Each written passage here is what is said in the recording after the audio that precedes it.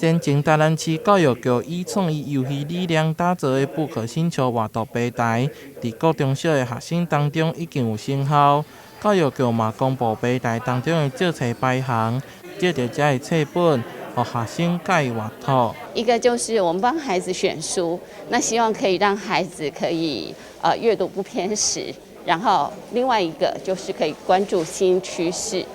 那另外呢，其实不可星球的这一个它不只是一个检测平台，其实它不是一个考试，它主要是透过挖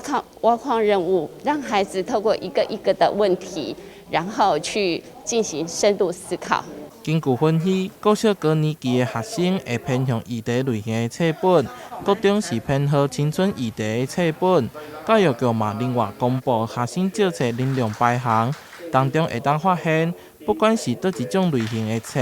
学生拢愿意去画图。一开始就是爸爸妈妈会帮我借书，然后呢，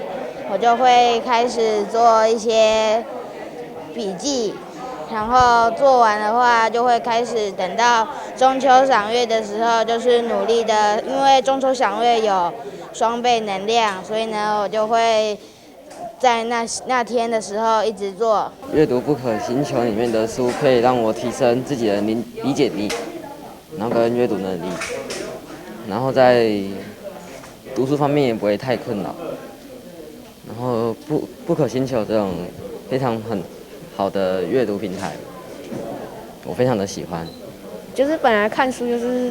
看完就还了，然后因为有不可星球才会就是认真的看书。今年的一个图书馆的借阅统计上，其实台南市的图书馆的借阅率是全国排名第2。